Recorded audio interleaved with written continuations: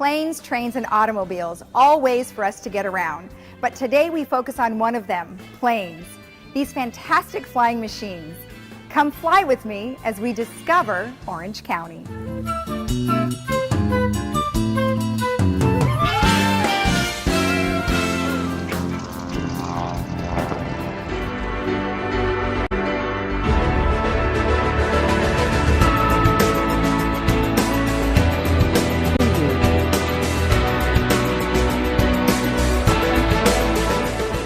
When the kids first get here, what are some of the things that they're going to have to go through? Well, first of all, they'll register. Okay. They get the release form up here, they fill that out, and then most importantly, they get their checklist of activities that they're going to do, okay, a lunch ticket, and their flight logbook. Okay. So the pilot will sign that after their flight.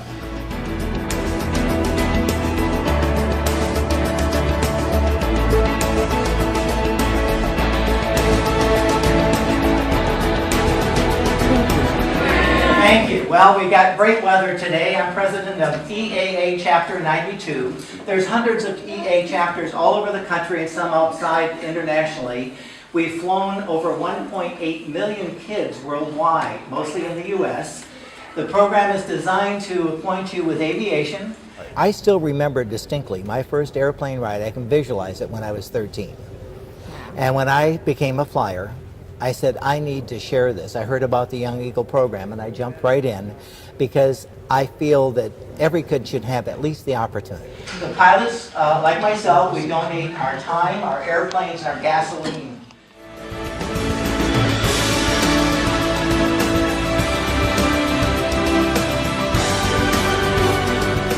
Yeah, let's talk about the local chapter itself.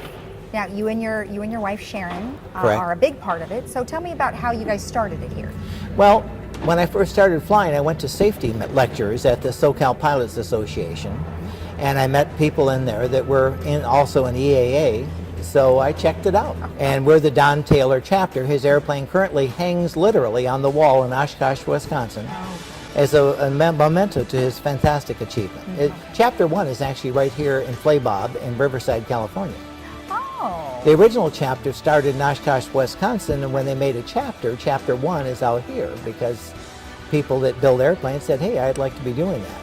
And I don't know how many chapters there are worldwide, but hundreds. So the checklist is here. You're supposed to visit the museum, look at the B-17, and then go through a bunch of neat stations. We got pilots that will tell you how aircraft instrumentations look and how they work.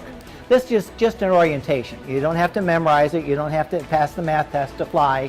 So it's a great, safe program and a whole lot of fun. Well, the museum has placed the airplane in groups that are logical. So when we go down to the end here and we see the P-38, we'll see airplanes that belong in that category of airplane, and also all the information on the displays will be focused on those airplanes. So it helps you get into the mindset of that genre.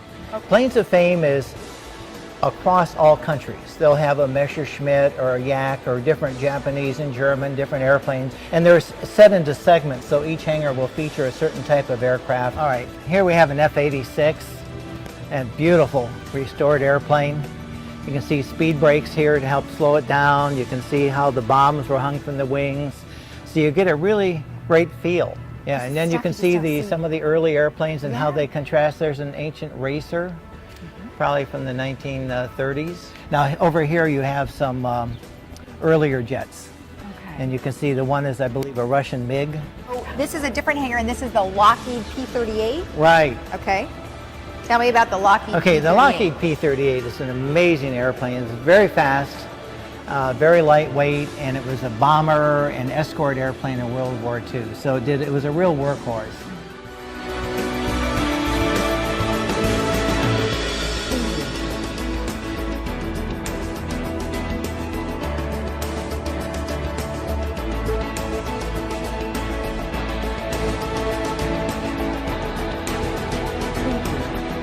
Well, Lisa, this is part 2 of our program. They've had the orientation and the museum, that's part 1. Now we're down here getting educated It's what we call our ground school, which is a little overstatement, but it gives the kids a chance to learn how airplanes fly, how they're instrumentated, how we navigate. They learn about soaring gliders, they learn about careers. So we have these stations set up and behind me, and we have professional pilots giving the kids instruction and answering questions. And again, remember the checklist. They get signed off as they do each step.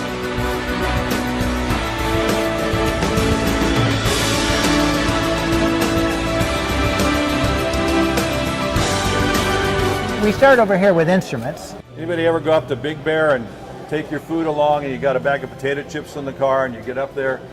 It's what? It's expanded, maybe even broken. May even have broken, but it's all blown up. Why?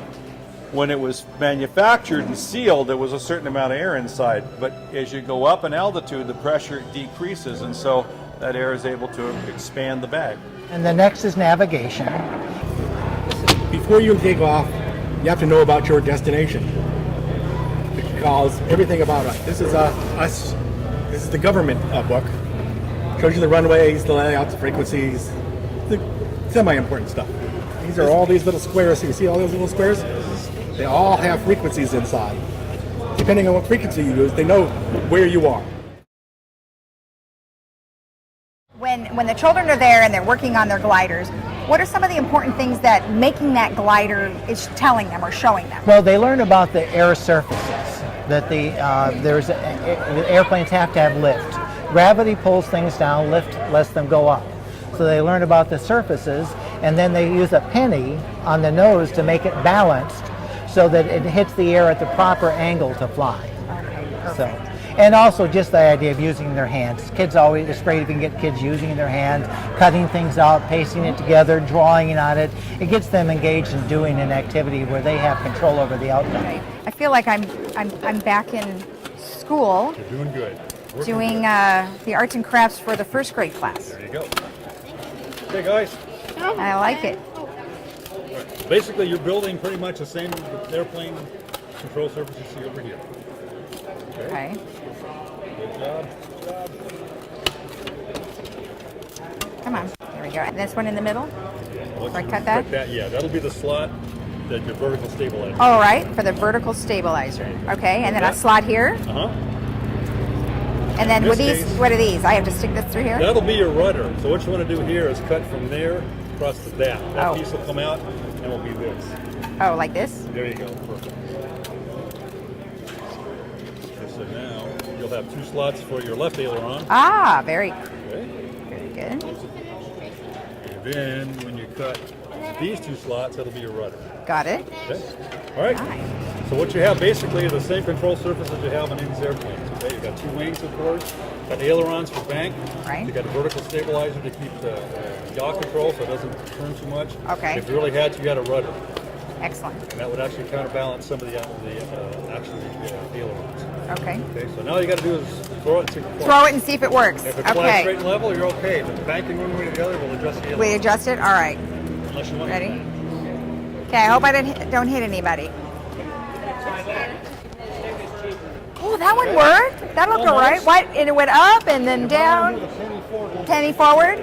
All right. Oh, thank you. All right, and then the career one is probably pretty exciting for the kids, don't It you is, think? and we're so lucky to have Captain Gary Shank from Delta Airlines here today. Okay. And he has great experience, and he also loves small airplanes. He's an instructor as well as a jet pilot. Any college degree is good as far as the airlines are concerned, but one way or another you have to get your flying time.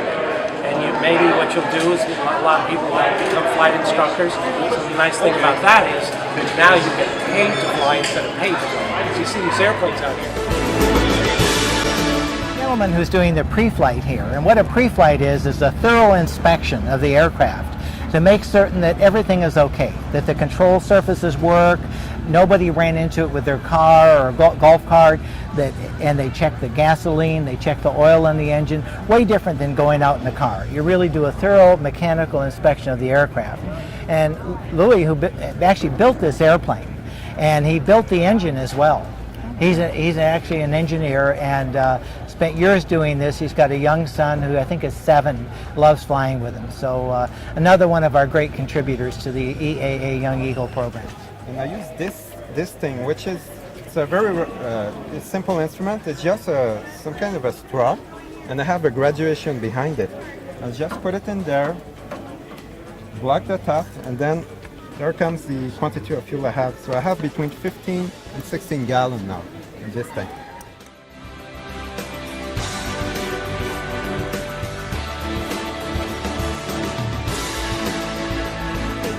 Seen the museum, they've gone through all their stations. Now what do they get to do? Well, some are going to eat lunch now, Okay, and some will stand in line and wait for the next available seat. okay, great. And then they take their ride. Now, to take a ride, again, we had that release form where we started, and then they have their checklist that they've completed all of their assignments, and that qualifies them for the flight.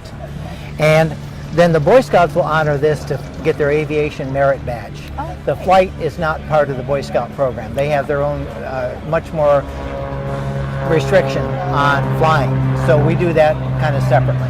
Okay, great. Well, good. Okay. Perfect. Well, I can't wait to go up again. I mean, And then- it's going to be and fun. then you- That's lunch. That's the most important That's thing. the most important one. In fact, let's just take that right now. Let's go get a hot Let's dog. go get it. Swinging around, you also have a potential divert to Riverside. Then you're going to overhead Paradise. Then they're going to tell you to recover by flying northbound on the 215 freeway, or they'll say the freeway. Are you excited? Yes. Yeah, you too? Yeah, I'm ready. You're ready? Are you ready to sit in the pilot seat or the Yeah. co-pilot seat, I guess? We're fighting over it. I wanna. Who wants to? Oh, so one of you has to be in the back. Who is it going to be? I'm older. Did you guys flip a coin? Nope, but I'm older. Let's do it. No, well, that's right. No, no.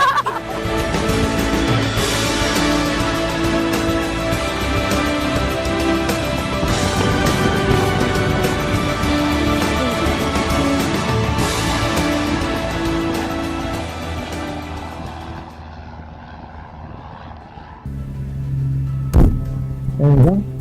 Watch your fingers. And then sometimes you have to put your feet forward to step that. Okay?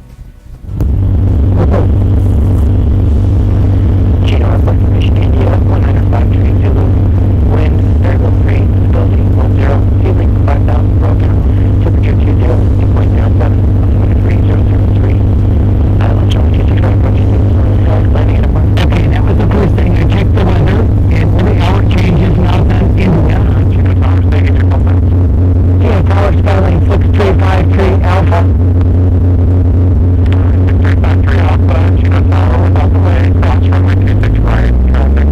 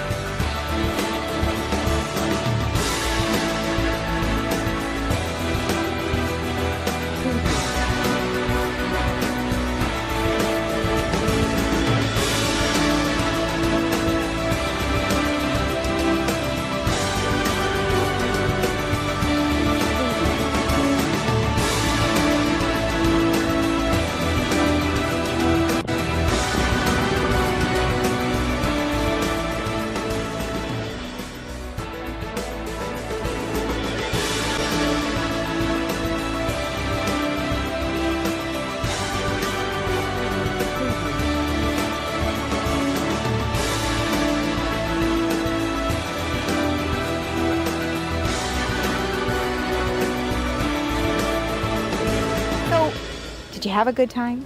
Yeah, I loved it. Did you love it? What did you love about it?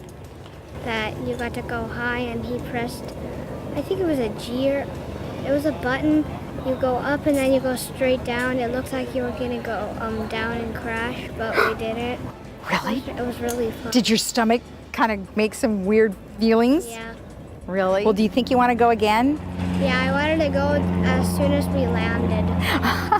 Well, we've got another one hooked for young eagles. So when you come back again next year, and we'll have a full day of fun. Awesome. All right.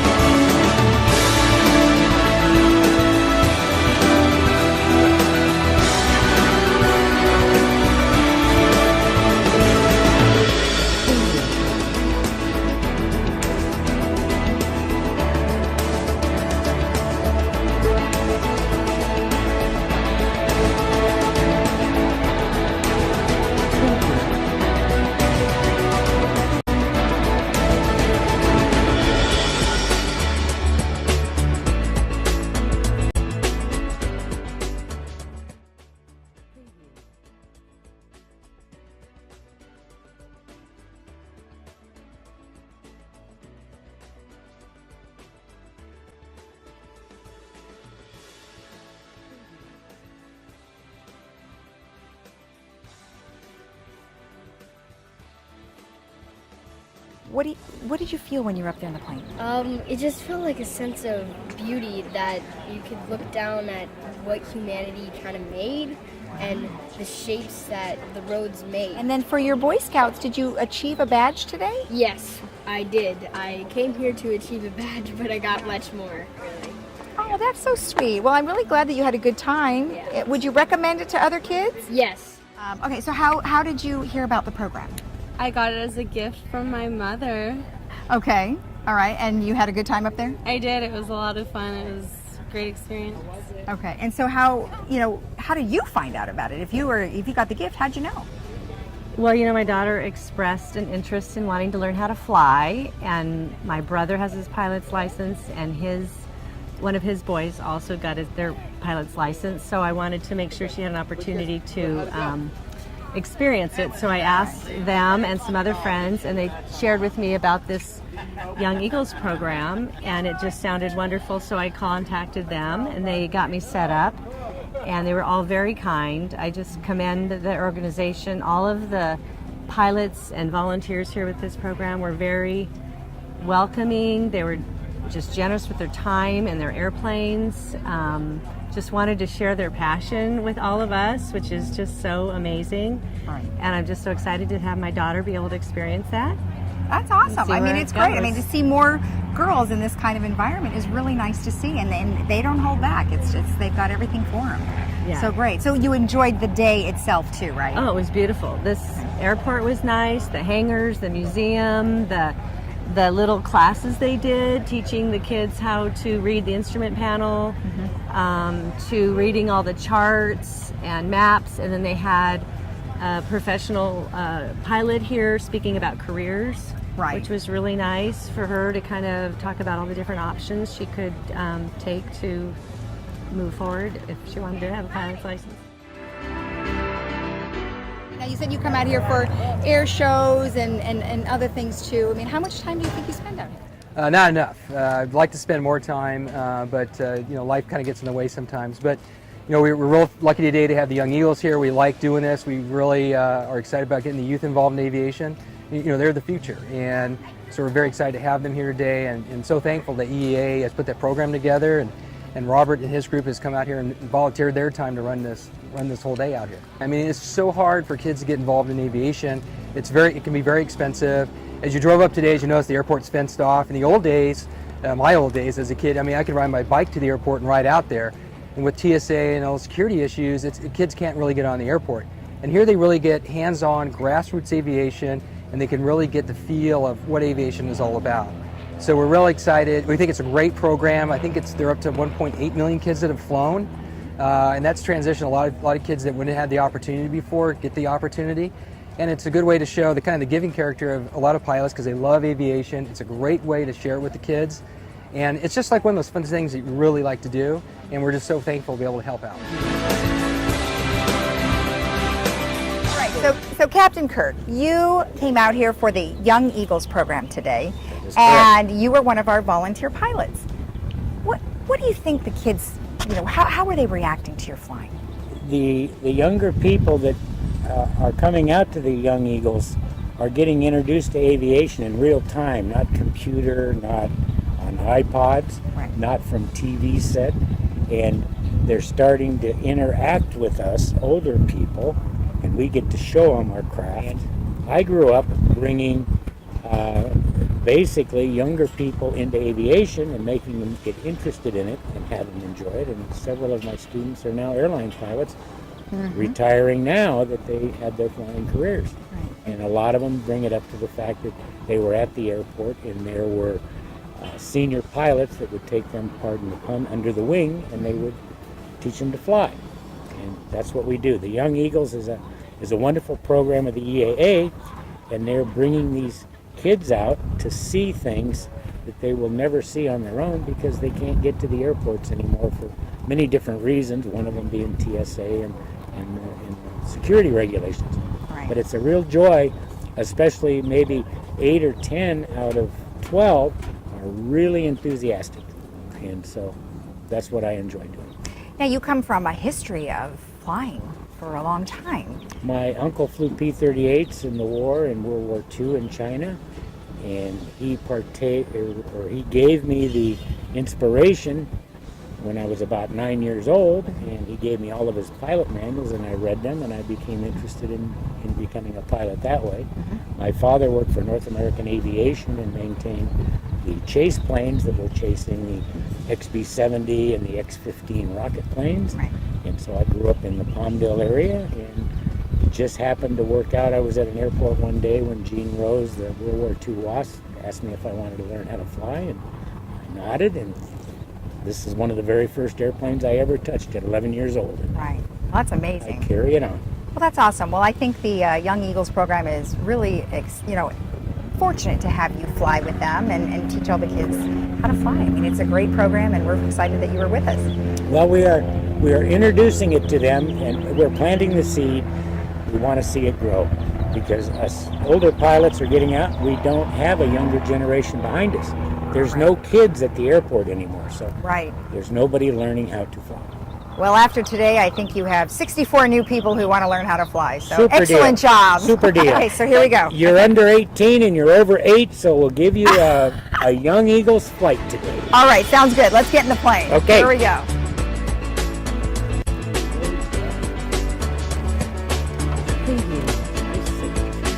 Okay, but this is like being in a balloon. Yeah, you probably saw it. Perfect.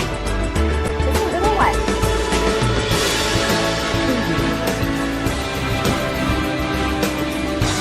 The other one, the Young Eagles, Chapter 92. I don't know if that. I didn't say the other one, so I'll say it. You're going to have to show me the other side.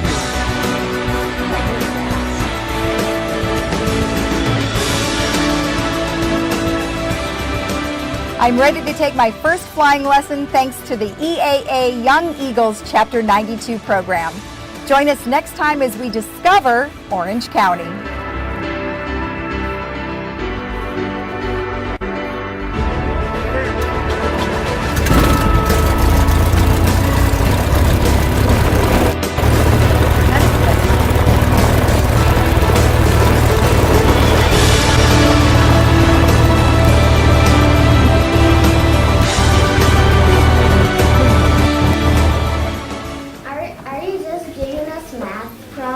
Yeah. If you can't pass my math test, you don't get to fly.